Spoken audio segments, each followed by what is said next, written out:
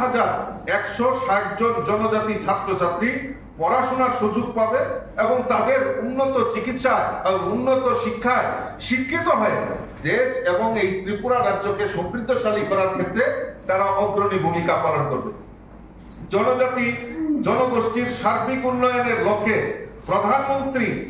মাননীয় প্রধানমন্ত্রী গত 2রা অক্টোবর 2024-এ ধরতি আভা জনজাতীয় গ্রাম উৎকর্ষ অভিযান নামে একটি নতুন প্রকল্পের ঘোষণা করেছেন।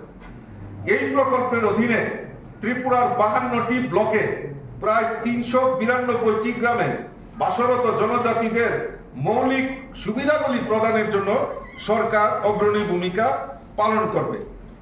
আপনারা জেনে খুশি হবেন যে শুধুমাত্র জনজাতীয় অংশের জনগণের সম্পর্কিত কাজকর্ম তদারকির জন্য জেলা ও মহকুমা স্তরে একজন করে আধিকারিককে সুনির্দিষ্টভাবে দায়িত্ব দেওয়া হয়েছে।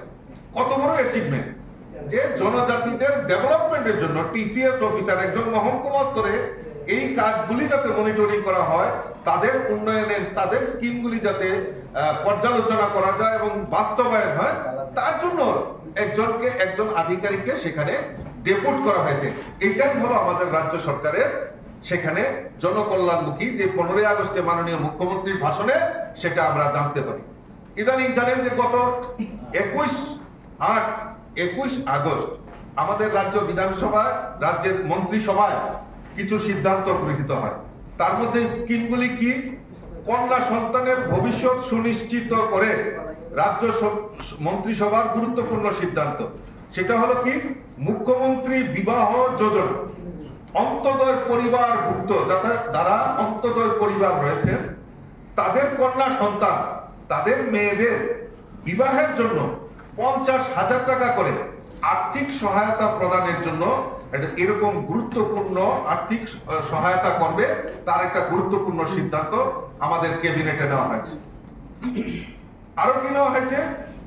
অন্তোদয় পরিবারের জন্য স্বজন বিয়োগ অন্ত্যেষ্টিক্রিয়া সহায়তা স্বরূপ মুখ্যমন্ত্রী অন্তোদয় শ্রদ্ধাঞ্জলি যোজনার অধীনে এককালীন আর্থিক অনুদান 2,000 টাকার পরিবর্তে 10,000 টাকা করার সিদ্ধান্ত ক্যাবিনেটে নেওয়া হয়েছে। আগে যারা অন্তোদয় পরিবার রয়েছে তাদের পরিবারের কেউ যদি মারা যান, তাদের এই যে মুখ্যমন্ত্রী অন্তোদয় শ্রদ্ধাঞ্জলি, তাদের শ্রাদ্ধ অনুষ্ঠান শ্মশান কাজ থেকে শুরু করে তাদের শ্রাদ্ধ শান্তির জন্য এই অন্তোদয় পরিবারের কেউ মারা গেলে তাদের জন্য 10,000 টাকা সেখানে তাদেরকে অনুদান হিসাবে দেওয়া হবে, সেটাও সিদ্ধান্ত হয়।